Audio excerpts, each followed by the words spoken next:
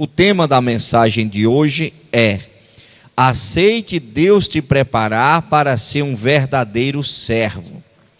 Aceite Deus te preparar. Irmãos, e quando Deus começa a nos preparar, nós vamos nos deparar com situações contrárias àquelas que nós gostaríamos de passar. E para entender melhor, eu gostaria de ler os Salmos de número 66, do versículo de número 10 ao 12, que está escrito: Pois tu, ó Senhor, nos provaste, tu nos refinaste como se faz com a prata, tu nos deixaste cair na armadilha, puseste pesada carga em nossas costas, fizeste com que os nossos inimigos cavalgassem sobre a nossa cabeça. Passamos pelo fogo e pela água, porém, afinal, nos trouxestes para um lugar espaçoso. Se nós lermos esse Salmo 66, você enxerga aqui no ensinamento o servo de Deus sendo aprisionado, o servo de Deus sendo escravizado, sendo perseguido. Isso às vezes vai contra aquele discurso que às vezes a pessoa escuta na igreja, que é só vitória, que na realidade isso é um discurso mentiroso. Não é só vitória, tem vitória sim, mas em alguns casos também tem derrota. Só que a derrota, para aquela pessoa que serve a Deus e anda com Deus, Deus transforma em bênção. A derrota, ela também, em determinados pontos, tem um lado positivo. Às vezes uma derrota impede da pessoa perder a salvação. Às vezes uma derrota impede da pessoa perder o casamento. Às vezes uma derrota impede a pessoa de perder até mesmo a vida. E às vezes nós interpretamos que os obstáculos que nós chamamos de derrotas, às vezes nós já generalizamos de uma forma como se tudo fosse negativo. Nós temos que saber extrair o melhor de cada coisa. E nesse salmo aqui nós vamos estudar um pouco esses versículos separadamente, e com certeza o Espírito Santo irá ministrar os nossos corações. Essa parte dos salmos que fala: tu nos deixaste cair na armadilha, fizeste com que os nossos inimigos cavalgassem sobre a nossa cabeça. Na vida passaremos por algumas derrotas. Passar por derrota não significa viver na derrota. No momento das derrotas, poderemos fazer um autoexame e verificar o que está acontecendo e onde estamos errando. É no momento da derrota que às vezes nós fazemos um autoexame. Um exemplo: a pessoa perde o emprego, foi derrotado, perdeu o emprego, está desempregado. A pessoa às vezes faz um autoexame. Onde é que eu preciso melhorar? Por que a empresa preferiu os demais funcionários ao invés de mim? E ao fazer essa análise, a pessoa começa a se atualizar para o mercado de trabalho, procura ser uma pessoa que tem mais domínio próprio, porque às vezes perde o emprego por falta do domínio.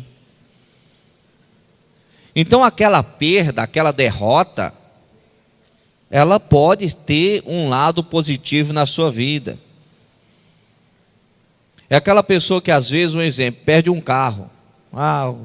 Aconteceu uma situação na vida, não teve como honrar os compromissos, o banco veio e tomou o carro.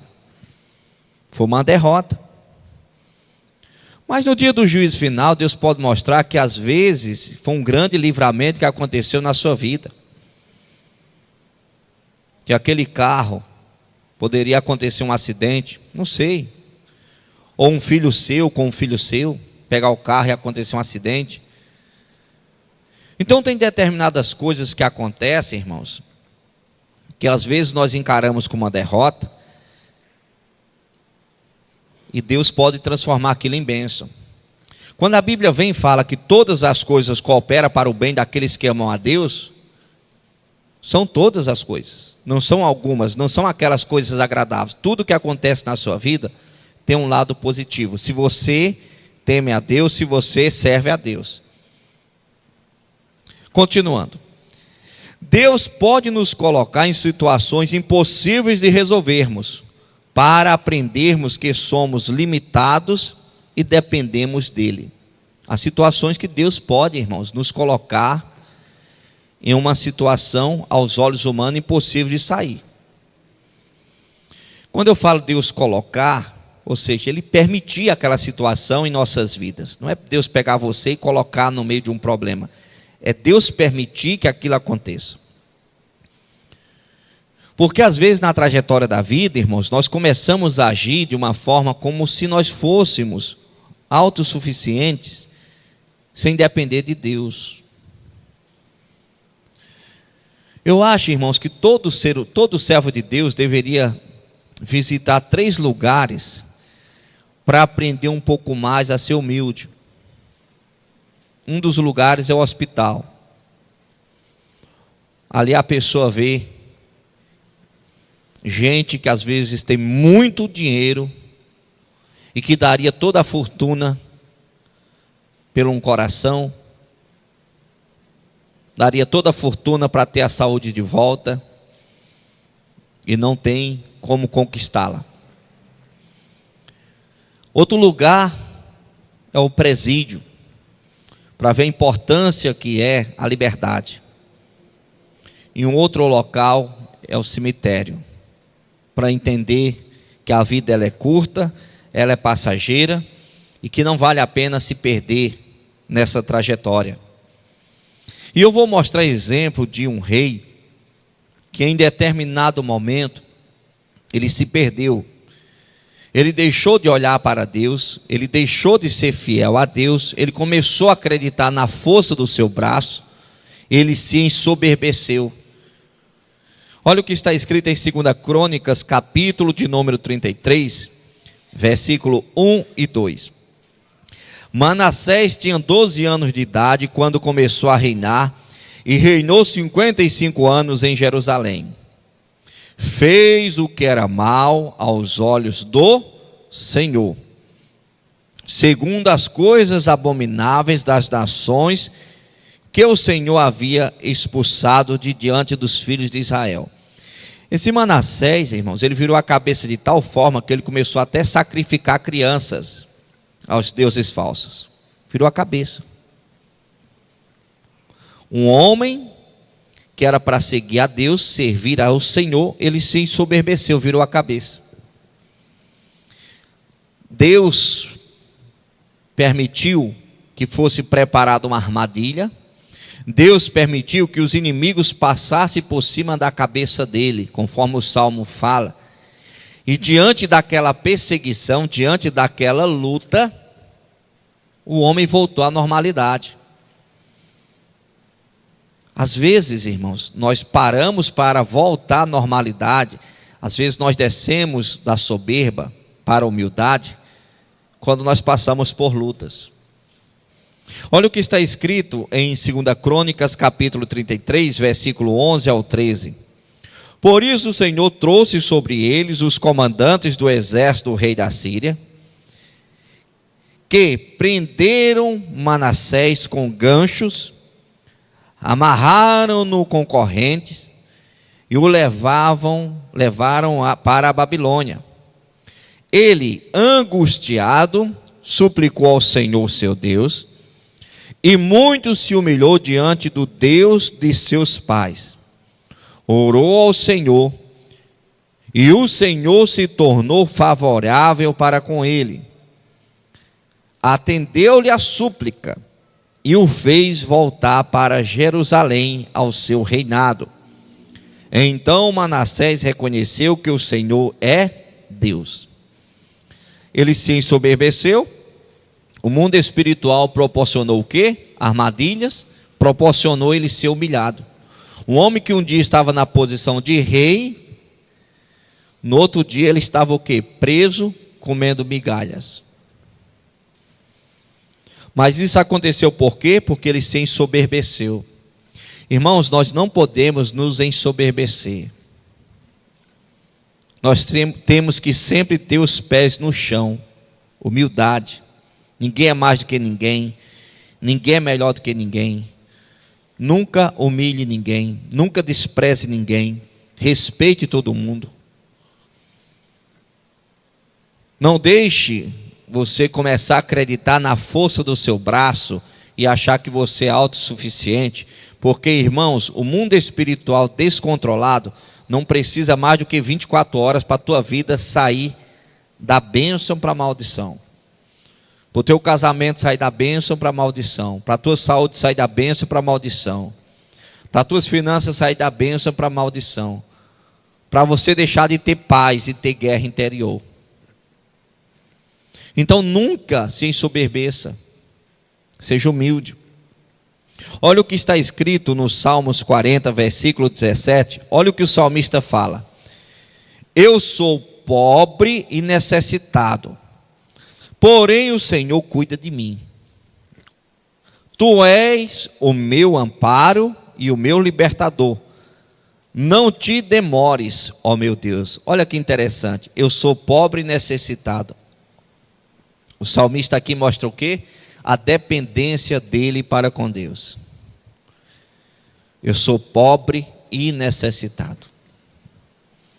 Não esqueça, nós somos necessitados de Deus, precisamos de Deus. Sem Ele nós não somos nada. Sem a proteção dele na nossa casa, a nossa casa vira um inferno. Sem a proteção dele na vida dos nossos filhos, os nossos filhos passarão a nos dar muito desgosto. Muito desgosto.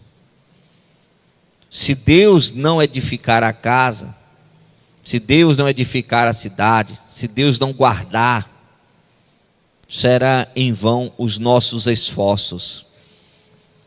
Será em vão o esforço da sentinela, que é o segurança. Mas é obrigado a pessoa seguir a Deus? Não. Ele dá liberdade. Ele deixa você livre. Você segue a Ele se você quiser. Você ora se você quiser. Você lê a Bíblia se você quiser. Você vai à igreja se você quiser. Você dizima se você quiser. Você se santifica se você quiser. Você faz da sua vida o que você quiser. Só não esqueça, as armadilhas e os inimigos para passar por cima de nós estão de olho. Não é que Deus seja mau e fala, vai lá, inimigo. Não, é que no mundo espiritual, em determinados pontos, há uma legalidade para o inimigo agir. Há uma legalidade. Você dá legalidade para o inimigo atuar. É aí que o inimigo age. Com a permissão de Deus. Porque ele tem a carta, ele tem a autorização dada por você. Continuando. Quando o servo de Deus começa a se ensoberbecer, ficar orgulhoso e não aceitar ser repreendido, com certeza ele cairá na armadilha e será destruído pelos inimigos. É certeza. Agora tem aquela pessoa que está sendo destruída pelos inimigos e faz como Manassés, se arrepende, volta ao Senhor e Deus restitui. Mas tem aquela pessoa que mesmo sendo pisada pelos inimigos, aí é que ela endurece o coração para Deus, vai morrer sendo pisado pelos inimigos e ainda vai perder a salvação. Um outro trecho dos Salmos fala o seguinte, do Salmo 66: puseste uma pedra, uma pesada carga nas nossas costas. Pusestes uma pesada carga nas nossas costas. Quando carregamos a carga pesada, lembramos que o fardo de Cristo é suave. Mateus capítulo 11, versículo 29 está escrito: tomai sobre vós o meu jugo e aprendei de mim, que sou manso e humilde de coração, e encontrareis descanso para as vossas almas. Nós não temos que carregar um fardo pesado, porque o fardo de Cristo é leve. Mas quando é que o fardo pesado é colocado sobre nós? Quando estamos em desobediência. Quando é que Deus permite? Quando nós estamos em desobediência. Um exemplo, uma pessoa que é cristã, uma pessoa que segue a Deus, e ela não é dizimista fiel, diversas vezes no decorrer do dia o Espírito Santo incomoda ela. Ela carrega esse peso. Uma pessoa casada, um homem casado, uma mulher casada que está presa no adultério. A pessoa que conhece a palavra, está no motel, está carregando um peso. Sai do motel, está carregando um peso. A pessoa não consegue ter paz, a pessoa não consegue ter aquela felicidade, aquela sensação de que está tudo ok. Deita com aquele peso. E por que é que tem esse peso sobre a pessoa? Porque Deus permite que esse peso esteja sobre a pessoa, porque ela está no caminho errado. Agora, já imaginou a pessoa errando com a sensação de paz? A pessoa errando com a sensação que está tudo mil maravilha? Jamais a pessoa iria parar para refletir. Jamais. E há casos que às vezes a pessoa está presa ali no adultério e Deus traz o adultério à tona. Tem pessoas que falam, o diabo ajuda a fazer, mas não ajuda a esconder. Mentira, o diabo ele ajuda a fazer e ele quer esconder. Quem não deixa escondido é Deus. Deus traz à tona para poder a pessoa ter mais uma oportunidade ainda de se arrepender. Pelo diabo ele deixaria escondido enquanto você vivesse, porque ele já tinha o que ele queria, a sua alma. Então o diabo ajuda a fazer e ele quer esconder, mas o Espírito Santo vem e traz à tona. A pessoa carrega aquele peso da vergonha, um fardo pesado, para a pessoa se lembrar que existe o fardo leve de Cristo, o fardo suave de Cristo, sensação de paz, sensação de dever cumprido. Estou ok com meu Deus, estou ok com meu relacionamento, estou ok com meu trabalho, estou ok com todos. Uma outra passagem do Salmo 66 fala: passamos pelo fogo e pela água. Aqui mostra o que? Adversidades e lutas. Em João capítulo 16, versículo 33 está escrito: tenho-vos dito isto, para que em mim tenhais paz. Jesus falou: no mundo tereis aflições, mas tende bom ânimo, eu venci o mundo. Aqui é o Senhor Jesus Cristo deixando bem claro que no mundo nós iremos lidar com aflições, iremos passar pelo fogo, pela água. E eu vou mostrar, irmãos, que às vezes, mesmo você sendo escolhido por Deus, separado por Deus, enviado por Deus, há situações que Ele permite que tudo dê errado. Olha o que está escrito aqui em Atos capítulo 13, versículo 2. E servindo eles ao Senhor e jejuando, disse o Espírito Santo: apartai-me a Barnabé e a Saulo para a obra que eu tenho chamado. Quem foi que separou Barnabé? Quem foi que separou esse homem de Deus, o Saulo? O próprio Espírito Santo. Separou para uma missão. Agora vamos ver ele atuando na missão. Atos capítulo 13, versículo 50. Mas os judeus incitaram algumas mulheres religiosas e honestas e os principais da cidade, e levantaram perseguição contra Paulo e Barnabé, e os lançaram fora dos seus termos, lançaram para fora da cidade. O Espírito Santo levantou Paulo e Barnabé com a missão: vai lá. E eles foram. Quando chegaram lá, foram expulsos. Então o servo de Deus ele tem que estar preparado para o fogo, para a água. Eu lembro uma vez nós estávamos evangelizando nas ruas de São Paulo. Um grupo se rebelou contra nós. Nós recebemos mãozada na Bíblia. Quase fomos agredidos. Quem nos mandou para aquele local? O Espírito Santo. Foi bem sucedida a missão? Aos olhos humanos, não. Aqui nós encontramos Saulo, irmãos, e Barnabé sendo expulsos. Aí você encontra em Atos capítulo 14, versículo 19, o seguinte: sobrevieram, porém, alguns judeus de Antioquia e de Icônio, que, tendo convencido a multidão, apedrejaram a Paulo e o arrastaram para fora da cidade, cuidando que estava morto. Quem levantou Paulo para aquela missão? O Espírito Santo. Paulo chega lá, começa a fazer a obra. Eles fazem o quê? Apedrejam Paulo, arrasta para fora da cidade, parar de apedrejar porque pensavam que já estava morto. Nós temos que entender, irmãos, que mesmo você sendo separado por Deus, escolhido por Deus, estando em missão dada por Deus, às vezes não é só flores. Às vezes você está na empresa que Deus abriu a porta, e às vezes naquela empresa que Deus abriu a porta, às vezes você está enfrentando muita perseguição. Eu acho que Deus não quer eu aqui. Calma, não se precipite. Não faça isso, deixa o Espírito Santo de Deus fazer a obra, deixa o Espírito Santo de Deus trabalhar. Deixa o Espírito Santo de Deus atuar. Não esqueça que na vida nós vamos passar pelo fogo e pela água. Vamos continuar. Tu nos refinaste como se faz com a prata. Isso é interessante. Tu nos refinaste como se faz com a prata. O processo de purificação é assim: leva a prata ao fogo para queimar as impurezas. Depois o refinador a coloca no mais alto fogo. Em momento algum ele pode tirar os olhos da prata, pois se passar do ponto, o fogo a destrói. Olha que interessante.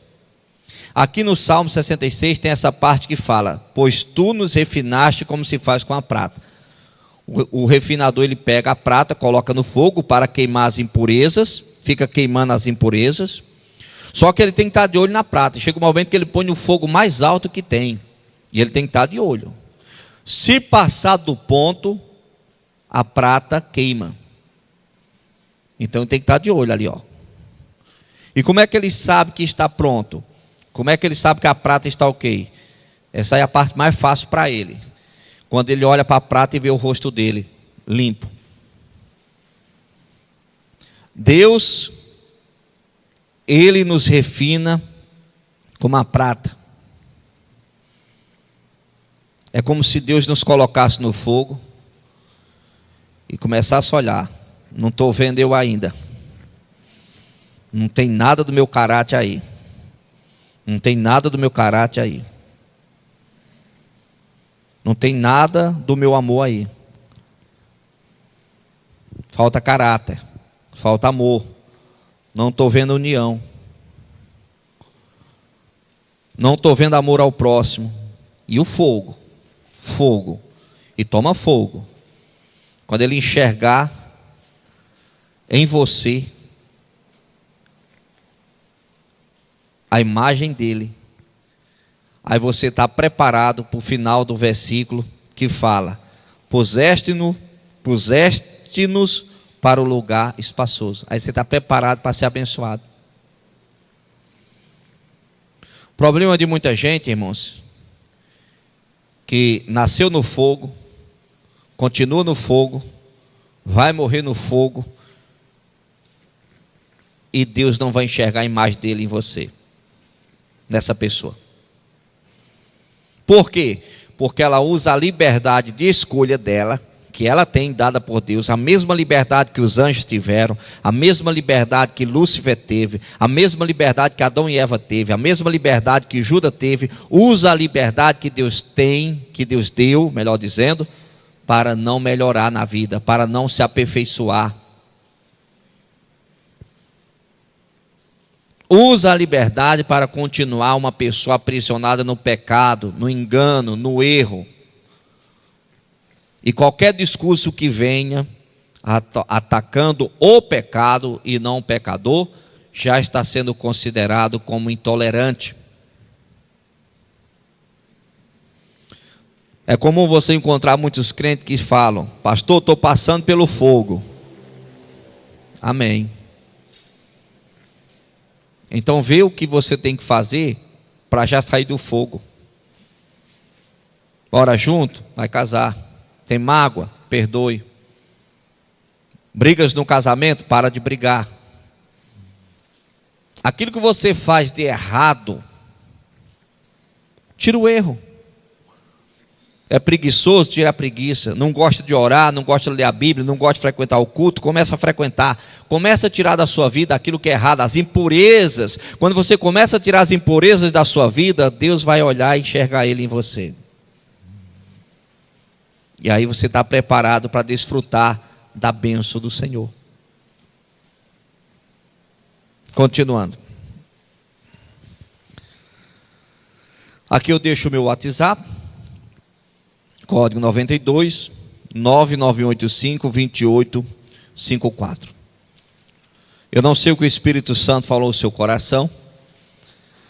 Em casa, medite mais uma vez nesse estudo do Salmo 66, do versículo 10 ao 12, e com certeza o Espírito Santo irá ministrar ainda mais ao seu coração. Feche os olhos, por favor. Coloque a mão no coração. Obrigado, meu Deus, por esta mensagem, por cada pessoa aqui presente. Que o Senhor possa, meu Deus, derramar da tua graça e da tua unção. Que o Senhor, meu Pai, possa fazer uma obra completa na vida de todos. É o que eu te peço, Pai, em nome de Jesus Cristo, para a tua glória. Amém. E vamos aplaudir o Senhor bem forte, que Ele merece.